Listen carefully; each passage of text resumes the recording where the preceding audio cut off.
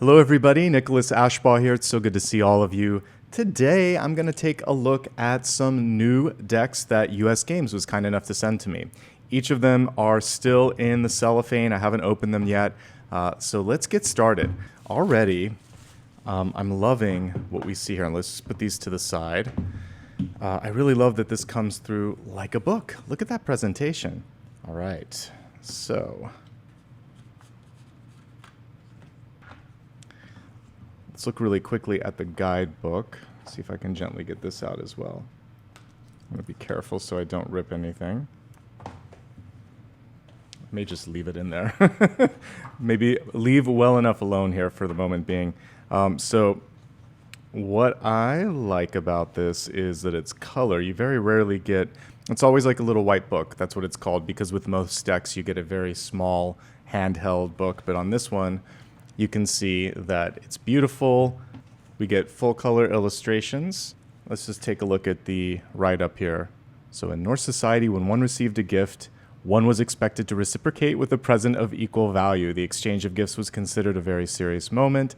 Gabo brings together the need for balance between giving and receiving, and also deeper meaning of gift giving. I love it's just enough. Like, we have a nice paragraph here describing the rune, and a little bit of the history of where it came from, which goddess is associated with it. Nothing that's overwhelming. Like, this is perfect for an oracle deck, because you want to have a little bit, but you don't want to feel overwhelmed. So let's see how many cards total are in this one. 24 cards. This is a smaller deck.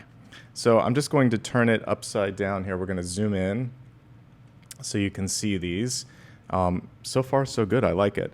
So here's what I really enjoy when we're looking at oracle cards. It's not too wordy. We have this book for those that want to go a little bit deeper, but if you had a reading and just needed a quick pulse, what I love here is that already I know that this is connected with communication, wisdom, insight. We're not going overboard with the explanations here. I'm just going to take a moment so you can enjoy the illustrations. I find that whenever we're looking, and this is the one that I just looked up, so gift, reciprocation, and union. Again, I find that more than 3 sometimes gets too much. There's a couple of decks, and you'll hear me sometimes when I'm looking at them complaining because no one wants to read a paragraph. This is enough to know that what the important thing is that you need to connect to. So I can definitely see putting this into rotation. I love that the illustration also isn't too sort of intricate or complex. You get a bold illustration and some keywords to help you out. And for my expanded forecast that I do in my own readings, this is perfect. Or if you're just trying to figure out like intentions and etc., this is really good for that. I've always wanted to learn a little bit more about runes, so I feel like this is a really nice start. A lot of consistency. So one thing that I like to look at when I'm kind of checking out a deck the first time, does it look like there's a consistent theme? Yes. I'm also enjoying the color theme that they've set up here, and everything just looks really professional. So this is amazing. For those of you that read runes, you can leave some comments below and let me know what you think about it, but I think this is a great introduction into getting more comfortable and confident with understanding runes. And let's just celebrate how beautiful, like, this is nice for everything. That's why I was like, I'm just going to leave that there because it does come out, but I like that it's all set up and I don't want to kind of mess it up. So, gosh, it's so beautiful. You get a picture of the rune, some divination meanings here. Wow. It's like more than enough. So image, breakdown, paragraph, and then the god associated with it or the picture associated with it. Like, to me, this is an A+. My only wish is that there were more runes, but I think that's more just because I wish that there were more cards, but this is probably how many runes there are. So I'm new to this with respect to runes, so I feel like this is a really nice introduction. Love that. Nice little additional card carrier if you want it. I'm going to leave it to the side for now. This is amazing. I would recommend it. All right, let's move on to Tempest Tarot deck. So just looking at the back of this one, it is it's kind of like a muted color palette here, and it says, The Tempest Tarot invites you on a nautical adventure to explore mysteries and secrets of the oceanic realm. This is what I meant. Most mostly you're going to get a little white book like this, which is why what we got here was so above and beyond that kind of made me take pause. All right, so one thing that I like is it's not too obvious which side is up or down. It's important when you're shuffling to kind of keep that in mind if you're reading reversals in a regular tarot deck. So let's take a look here and see what the cards look like. All right, my first impression as we're looking at this is very understated. It reminds me of some of the black and white decks that I use. I work with like Bianco Nero, so I'm totally open to a monochromatic theme. And this one has hues of color, but not too many. So I'll leave that to the side just in case you're wondering what we're looking at. Let's just go through this gently. So we have the Fool. So already I can say that this is for intermediate to advanced because the Magician card is radically different than what you would see in like Rider-Waite-Smith. We see all the tools here, but there is this sort of idea that if you're interpreting this, it's kind of what you want to do with the tools.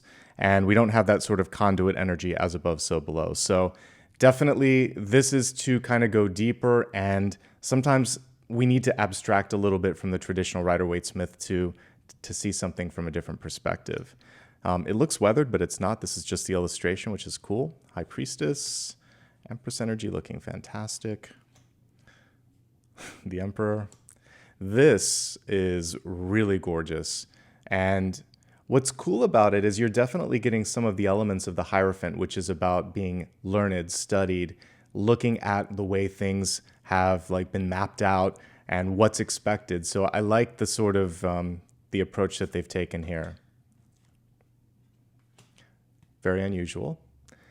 No sort of, there is no chariot there. You know, we see what could be the partnership energy of this, but this is where I think this is more of an abstract deck. So I'm going to say it's more for advanced, even the anchor for strength. This is on the nose. I like it. Wheel of Fortune makes a lot of sense, actually. So I can see at the center the little scales of justice, but you're missing the sword. You're missing the person kind of looking at you. And again, from this, you can kind of interpret that it might be your choice. You have to choose which direction feels right for you. So for this one, for instance, I think, even for people like me who sometimes prefer to try to read it without the book, if we go in here and take a look at the Hanged Man. All right, and we go to this portion of it here. It says, the card is associated with the planet Neptune, named after the Roman god of the sea. In this sea-themed deck, Neptune's trident is facing down, when it normally, in regular circumstances, is facing up. This alone sends the message of the Hanged Man. It makes you think, makes you question. The moment we start questioning, changes upon us. This, although wonderfully elaborate, is not something that I would see initially with this. What I get actually when I look at this is it's asking you to stand still and think what's at stake. Because I'm looking at the way this is kind of pierced into something. It's like, why am I attached to this? And sometimes when you're in the Hanged Man energy, it makes you question that. So it's beautiful, but it's not obvious. Without even going any further, I can say that this deck is definitely for a more advanced reader, but I think it's worth the work if you're willing to put in the extra effort. And just looking at different things like death can be a change in course. And it can often help you avoid something that isn't optimal. So if you're in a dead end, sometimes you have to just go back or try something new or pay attention to the signs along the way. Temperance. Love the Devil, especially with all of the sort of arms that are reaching out, because a lot of times the devil is about control, or you can feel like you're being held or strangled or weighed down. And it's interesting that you see that same theme playing out in the Tower. The Star is kind of interesting. This one's different. For that one, I would have actually expected something more in the sky, but it's showing you what happens when things turn your way, which is bountiful energy. So I'm going to reserve judgment. This is one of my favorite ones so far. It looks gorgeous. The Sun is fantastic. I have an affinity for lighthouses, and this is great. The Judgment card's kind of interesting because they've really put the focus on facing Judgment. Judgment is a multifaceted card that also shows reinvention, rebirth, being able to rise up like a phoenix. So we don't see that in this particular illustration. That's not a bad thing. It's just really focusing on one of the aspects. That's why I think it's essential to have a previous understanding of probably the Rider-Waite-Smith standard cards first. World looks great. Now let's just kind of go through the minors. You know, I like that there's still things with it, like we can actually see all of the sort of periscopes or the telescopes facing towards the lighthouse. But I would love it if there was, okay, so Five of Wands is carrying the theme out a little bit. Sometimes I'm annoyed when it's just like this. I always want to see something that kind of harkens back to the Six of Wands that we would see, which would be like someone riding into success or something like that. I mean, I guess it's here because you see a reward. Everything's just a little more subtle here.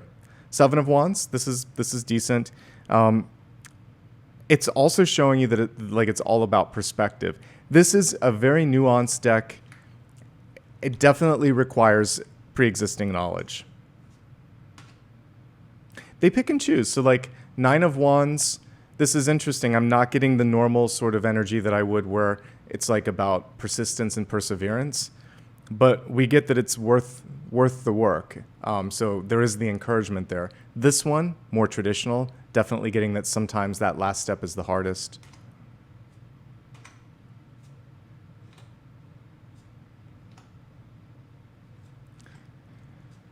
I think we're going to have a very similar energy here. This is cool for Three of Cups.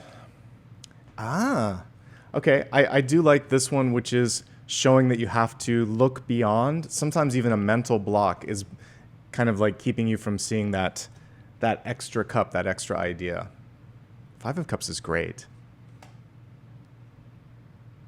This is play, but there's a little bit of conflict here. This is, I mean, that's how it is sometimes. The people that you love the most sometimes it can be a playful teasing that I'm getting that I wouldn't normally get with the Six of Cups.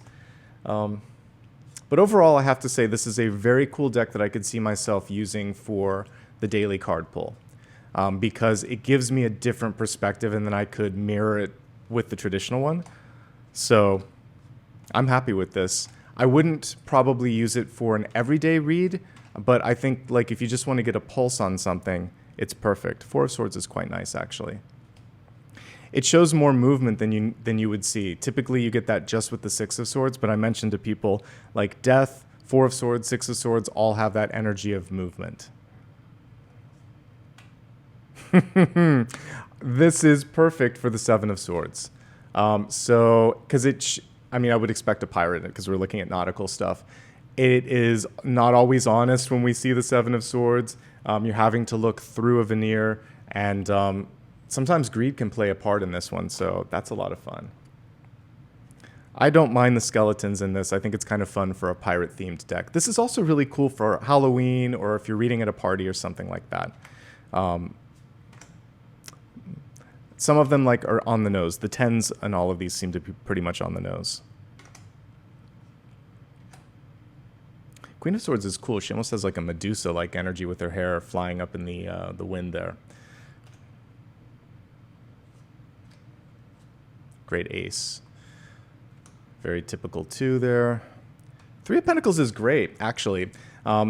You're in the ship here. So often you're on the shore. So this is close enough that I do believe that once you have a handle, some of these are identical to Rider-Waite-Smith, but there's a few deviations. This is very cool. You're actually in the receiving mode here, not sort of holding the scales. It's more about maybe trying to get someone's support. Seven of Pentacles. Yeah, like some of these are a little bit different than what you would expect, but overall, this is a lot of fun to read with, and as a more experienced reader, it encourages me to see things from a different perspective, and I like that.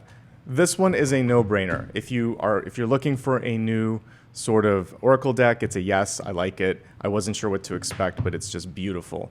This one, for experienced readers only, or those that really have a love for the sea and nautical themes, it definitely delivers on that. Okay, let's go for something a little bit more, a little bit bolder, more colorful. Kind of reminds me of children's illustrations. I like that as a reader sometimes because it helps you, because one of my favorite decks is like the Kids Tarot.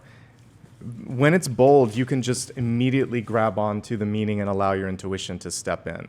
I don't need a really dense card, but I I want something that can kind of quickly grab my attention and help me get to the original symbology. All right, so let's quickly take the cellophane off carefully.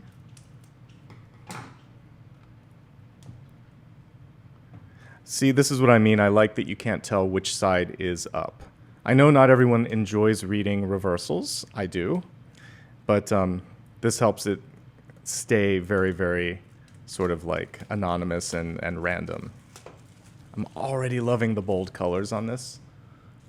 Yeah, this reminds me of children's illustrations.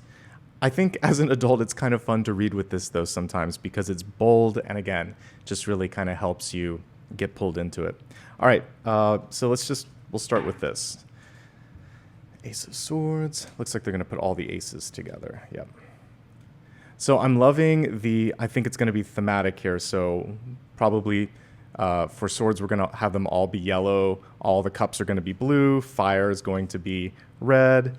I really like that. So let's see, is it holding out? Yes, it is. Also, yes, we have the little gecko. They're kind of going into the whimsical theme here. Let's see how it plays out with another sort of set here. Okay, so what I like so far, there's a theme. I picked it up on the first 4 colors. I'm like, we're going with like primary colors mostly, and immediately I'm going to be able to see what it is even before I look at the symbol. And it's bold, so it spells it out, 2 of cups, but you can tell with the color you're dealing with cups, and you can tell also because this kind of harkens back to playing cards. Hearts is coming through here, which I like too. Yeah, I love this so far. So we can see a slightly different interpretation with the 2 of Swords here, right? That it could be inner conflict that is holding you back from taking a step. Cool, very cool. 2 of Cups is as I would expect. 2 of Wands is great. We are really focusing on looking at the map here, the balancing act here, and the 2 of Discs. So we have Swords, Cups, Wands, and Discs instead of Pentacles. A fantastic 3 of Swords. Really beautiful 3 of Cups. They're making wine. 3 of Wands, 3 of Pentacles. I like this. I'm going to just kind of like make it easier so we're not looking at so many cards at once. I also think it's kind of cool to look at them numerically. You don't always get to, I mean, this is a great way to learn how to read, by the way, is to look at all of the same numbers in the different suits, too. This is close enough to the original with a few twists and turns. So if I were to rank what I've seen so far, I really love the runes. I like this second, and then I would rank the nautical one third. I could see myself using this for one of our weekly collectives. I'm very pleased with the choices they made in this one. So we get here in the 5 of Swords the frustration and someone coming in and not listening or paying attention, which happens, but they've chosen the cat to represent that, and the sort of this sense of frustration here. Also just disarray, and it's really in the thought process. Perspective shift in the 5 of Cups. All the key things, including the bridge. They did a really great job in this one. 5 of Wands.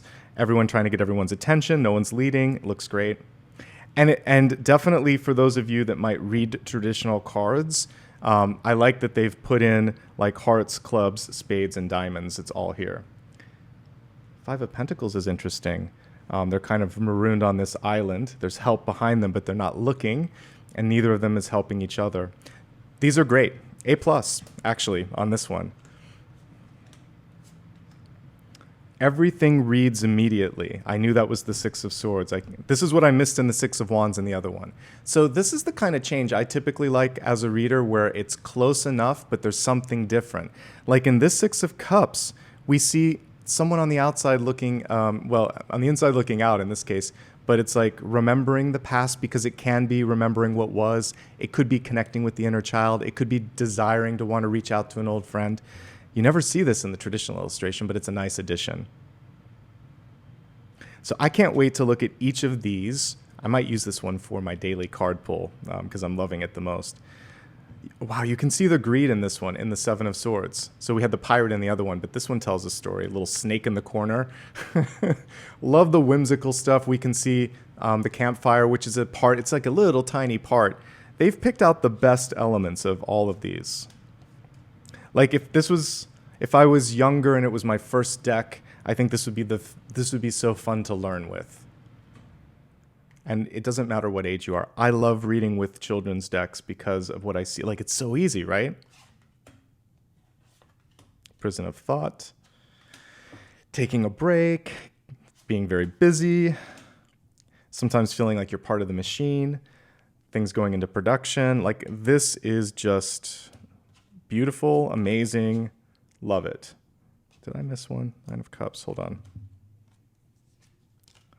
Because of the colors, let's see. I had one of them confused. There we go. This is what I like about the color theme. I'm like, wait, there's one missing. What a cool Nine of Swords here. You can see this little monkey coming in, the monkey on your back. There's even conflict in the sort of like bed frame, and then all the swords above. Beautiful Nine of Cups. This is what was missing in the Nine of Wands that I was talking about before. You need to see that sense of perseverance. Do they have... Oh, A+, because guess what? They have my favorite feature, little snail in the corner. This is fun. It's always fun to just sort of like look at a new deck, and this is why it's fun to read kids' books for those of you that have children. Because I feel like a parent that's looking at this and it's just fun illustrations and you get pulled into it. This is a really beautiful Ten of Swords. And they kept the sort of like graphic nature to it, which is interesting. Okay, let's just kind of move on. All the pages are looking great. Love that we see this moving forth. They changed the names a little bit on this. Did I miss? Let's see, something did get stuck here. There it did. Sorry, I was going to say they changed the names. All right, so all of that makes sense. So for this one, they've chosen, something different than the Knight. Not a big fan, but as long as it's just one, we're fine. There generally needs to be a really good reason to change up the names. Always love the Queen of Wands. I'm happy that they kept the black cat and the sunflower. We have the rabbit here. All the sort of things that you would expect to see. This one's kind of interesting. Queen of Swords just beheaded someone. Off with his head. She's always one of the trickier queen cards to get, so that's kind of fun. I can't wait to look really closely at this. I'm just going quickly through them and seeing if anything jumps out. His expression is funny. You know, I love that they kept the richness on the King of Pentacles here. Sorry, there's so much on the table that some of them, it's getting blurred out. But yeah, if you know the traditional cards, this is fine. This is great for beginners or any level. You can tell that I'm having a good time. All right, so let's put all of these up here. And now let's look at the traditional, not the traditional, but the major arcana. So the Magician, fantastic. High Priestess. Love that we also get the energy of birthing or creation in this. Few new elements like the eagle in the background. I quite like this Hierophant, especially since we have like these younger kids here. A lot of times with this, there is this feeling of being bossed around, and there's like a gatekeeper, so that definitely comes through. I already got a little peek at this one. Not thrilled that they changed the lovers to the choice, but let's go to this not so little white book. This is a beautiful, I mean, the inside is black and white, but they did a nice job in making it readable. So it's not something very tiny that you have to squint at. Let's just go to the lovers and see why they chose to put the choice. I think it's making sure that you're making the right choice in love. But let's see. The choice signifies the harmony between free will and fate. We must use our conscience to identify the path of chivalry. The easy and seductive path must be rejected and necessary sacrifices made. We will hear the voice of the oracle and know the best option to take when we're passive and calm of mind. So, very interesting. Not what I would expect in the card. We still see that energy of love. We have Cupid up here, but it reminds us to make smart choices in the company that we keep, especially in the contracts that we make. So I can get behind it. I think with this, with the major arcana, because they've chosen to make some name changes, you probably want to read the book. Justice looks good. The Chariot looked good. Time, very interesting. I get it. But yeah, not always a fan of the name changes because if I were in a regular reading and I hadn't memorized it yet, you never want to be caught off guard, and you'd have to look at the number and kind of remember. So it just makes that extra step as a reader. Typically, like this is my sort of plea to anyone out there that creates a deck. Don't change any more than 2 or 3 cards and make them really obvious. Like with that one, I kind of got it when we were looking at the choice, a choice in love or something. But now we're getting to the point where there's multiple ones and then it gets harder to read. Sometimes I will memorize it. There's a few select decks like the not the Druidcraft, but Wildwood Tarot that are worth the work. But it is some work, you know, because they have some different switches that they've made. Love the Wheel of Fortune. Strength, Fortitude. Okay. Again, no need to necessarily change this. Just call it Strength. This reminds me of like Wednesday Addams or something. But I like it.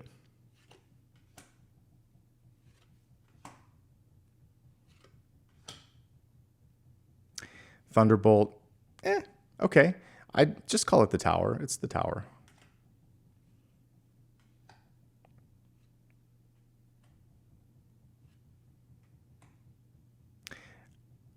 Just call it Judgment. I love all the illustrations. I'm going to have to blur out some of these because of the sensitivities. Somebody likes, this is Dream, for those of you that know the Sandman comics. That is definitely Morpheus, Dream. This is the Sandman. I'm going to the book here as well. The vision signifies a heightened epiphany of duality granted by crossing the threshold between the waking world and the land of dreams. It's Dream. Higher knowledge and enlightenment can be grasped from an altered passive state. Remember this revelation so that it may be shared with others. Dream is really cool because it's kind of like, I mean, in the Sandman, he is in that liminal space and he encourages us to face our fears. There's a lot. If you know the sort of the background of the character, it helps. I get a lot from my dreams too, with respect to like next steps and knowledge. So this is kind of encouraging you to pay attention to the dreams. So it looks like we have a bunch of bonus cards here past 21. So we have the Vision, the Falconeer, Prudence, the Grail, the Dragon. You should read the book for all of these for sure. Hope, Faith, Charity, and the Fool, which I guess we didn't start with. So in some decks, this is actually like 22, but here he just should have been at the front. So then we have the Fool. Then it looks like we have some cards associated with the different signs. So we have like Pisces and Aries and all of the different signs represented here. Gemini, Cancer. Okay, this is cool, and I actually like the addition of all of the star signs within the deck. So we get about 6 or 7 extra cards that provide some extra meaning. We have all of the astrological signs, and the only thing, there was maybe only 3 that differed in the titling. So because we have all the bonus cards, that's why I'm like, why not just keep the major arcana as is so I don't have to learn extra things? But it's a small price to pay for a deck that looks pretty cool. I think that this is definitely, we're not going to give it an A+ because they changed the names, but I would give it an A. And I'm definitely going to put it to use. I am going to read the book on this one and look at some of the choices, why they chose to put Fame here. Maybe it's just choosing, there's a couple different paths. You don't always see 2 horns in the traditional one. So I'm going to give them the benefit of the doubt, and perhaps there's a method to all of that. Really cool back as well. Loving that you're never going to know which side is up. So for those that read reversals, it's great. Consistent color theme, whimsical artwork. This is gorgeous. So it's called Alcento or Alcento Tarot. And let's look at the back and just see what the thoughts were on this. It says, combines rich symbolism from historic tarot traditions as well as the modern incarnations, inspired by early Marseille and I'm not going to say that, but different decks here. Delightful 100-card deck. Wow. So traditionally, you're only going to have 78 cards. So they've added a ton of additional cards here. This is fun.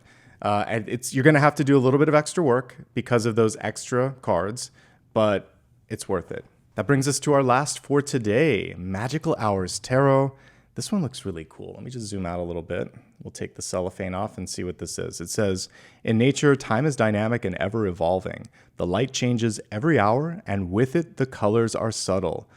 Sensations that open up our eyes to the magic of each moment. This unique deck follows the path of the sun and moon throughout the hours of the day and night.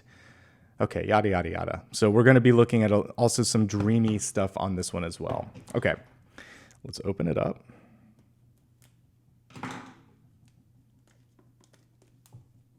So much plastic. Some of these got damaged a little bit in shipment. That's all that we see there. Okay, I'm already liking the way that this is laid out. Maybe a little bit of unnecessary packaging, but this is nice for those of you that like to store it on your shelf.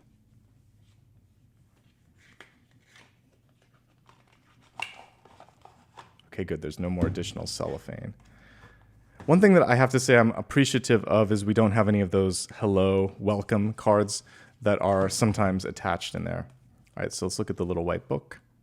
Oh, this is gorgeous. So you're going to get a full version of each card next to a paragraph. Interesting that it's associated with times of day, which I don't always think of on that. Okay, I'm already getting a little preview of the cards and I like it. It reminds me a little bit of Mystical Moments, but based on what I was looking at here, it might just be that it's a dreamy quality. The illustration style is very different. Okay, so the backs are glossier than the front, which is good because you don't want that level of reflectivity on the front, so it's just a little bit more matte here. And again, when it's on the table, there's not that major issue with shining or glaring. But I like that we can't tell which side is up. For those that read reversals, again, very good. All right, so for the Fool, already we can tell it's a big deviation from Rider-Waite-Smith. This is intermediate or advanced. I would say more intermediate than like that nautical deck because there's some semblance of the original illustrations. This is really cool, the Magician. I think, yeah, both of them have a veil here. It's interesting because when you're going into intuitive energy like Magician and High Priestess, it is about pulling back the veil. Empress, interesting choice. On this one, maybe I would have liked to see someone a little bit older or the Crown or something like that, but it's all right. Again, dreamy quality. I feel like I'm in someone's dream as I'm looking at all of this, especially this one. This is out there. I like that they have chosen like to be more inclusive with all the imagery on here. There's a nice mix of men and women and even just some mystical creatures too. So they're going all over the place on this, which is great. Some of these faces are bizarre, right? Okay, so I'm looking for, usually there's a balance or there's two people that could be leading it. They did instead of the horses on this, we have the birds. Strength is nice. Hermit's beautiful. So an immediate kind of hot take is the imagery is great and it's close enough to the original that it's easy for seasoned readers. The choices sometimes may kind of like encourage you to go in a different path from the traditional. And again, that's usually what I'm looking for if I'm reading with a different deck. This is really interesting. She's kind of spilling the tea here, trying to find some balance.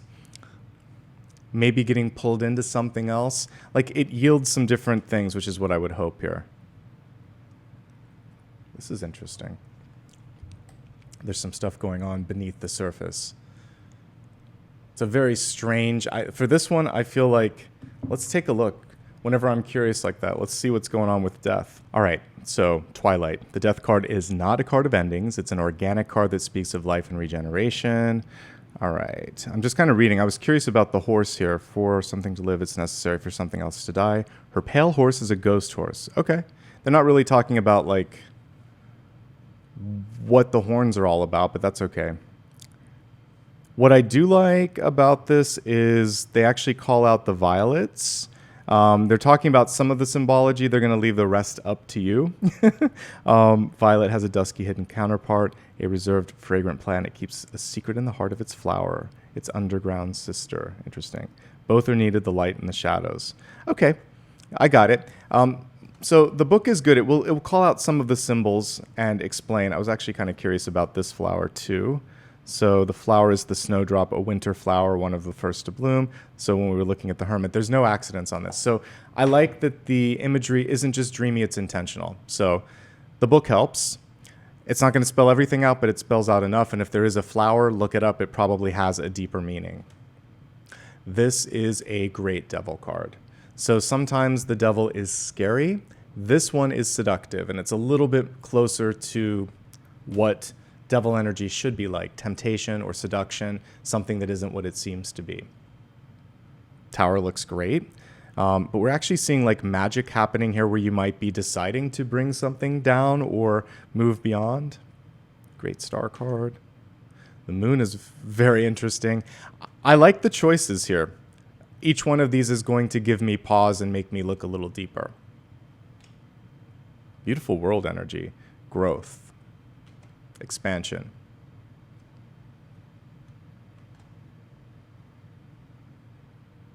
Interesting. I was like, it's not in the sea, but she's kind of swimming. Anyway.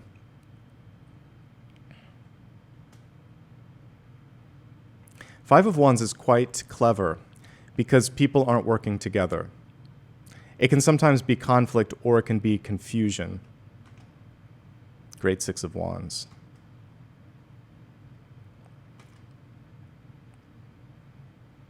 This is a cool Eight of Wands too. Fantastic. We actually have that energy of fire. We have that burden energy of taking that last step. All of this is looking great.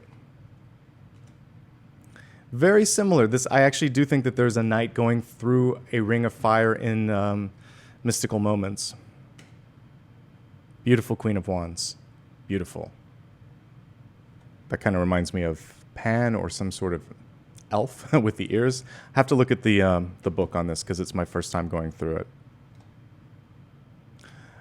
Okay. Love the heliotropic sunflower. The eye of the sunflower is actually looking up towards the sun. Very, very cool element that they kind of pulled out there. These require some time to look at each one, possibly looking into the book. So sunflowers are going to be throughout this entire suit, which is very cool. Very cool Seven of Pentacles here. It takes time to heal. It takes time to recover. It takes time to grow. And we see someone putting in the work. Attention to detail, bringing things to life. Slow and steady.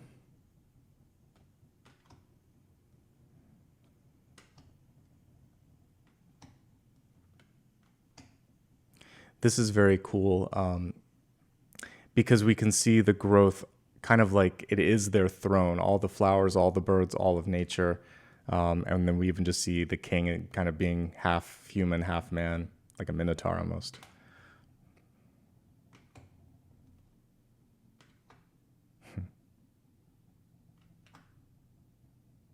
Four of Cups is cool.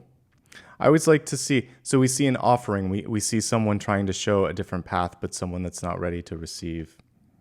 Things that are growing, but focusing on what has already been spent.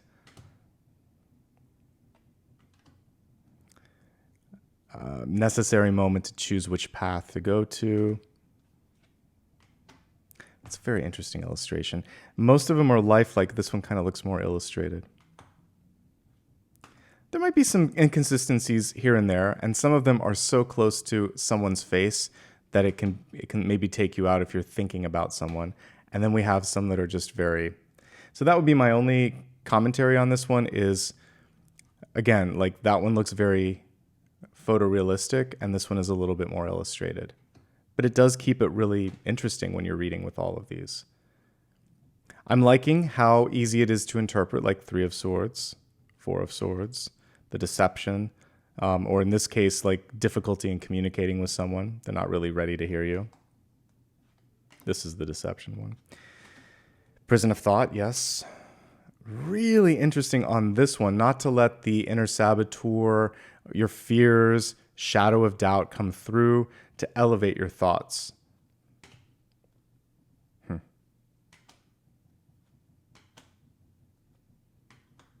That's a little too Pan's Labyrinth for me, but it is what it is. And yeah, beautiful King of Swords too. All right, quickly, in like a minute and a half, I'm going to give you the rundown on what I like here.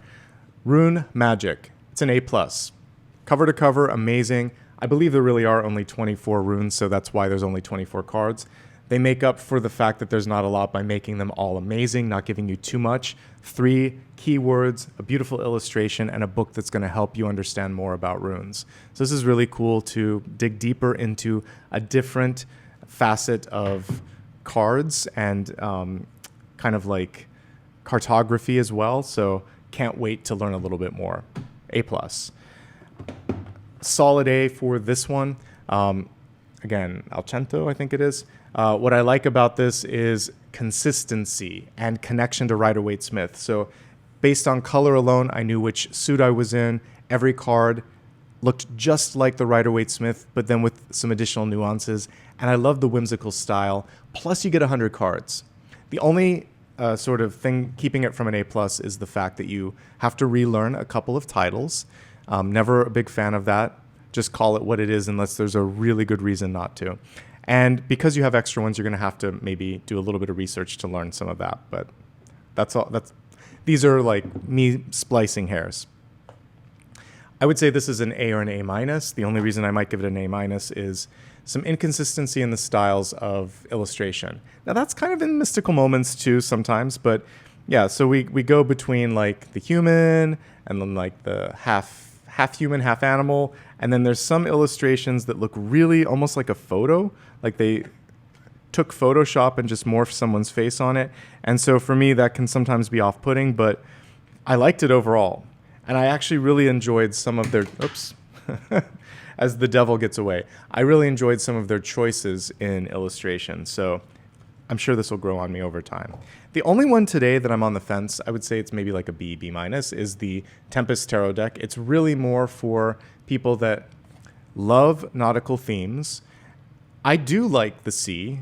I wanted to see just a little bit more in some of the minor arcana cards.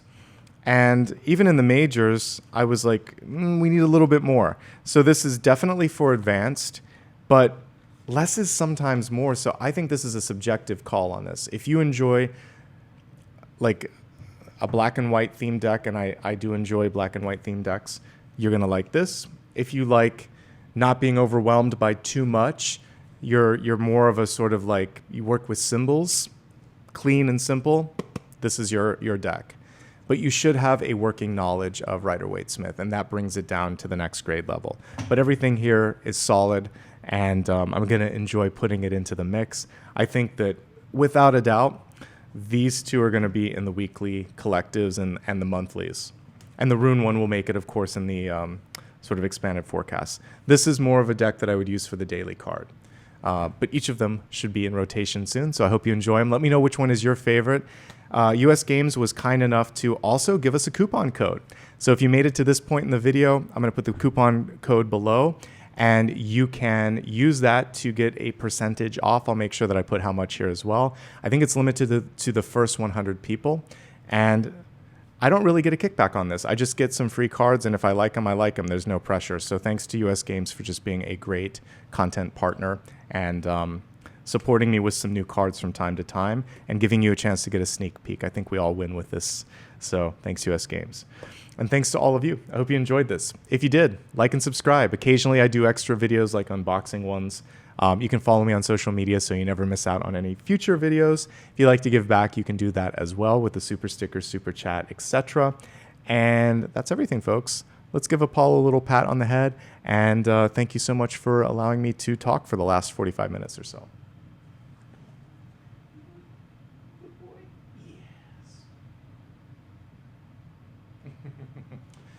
All right, I'm going to spend some time with my little fur baby there. Thank you again for your time and energy. I hope you enjoyed. Take care.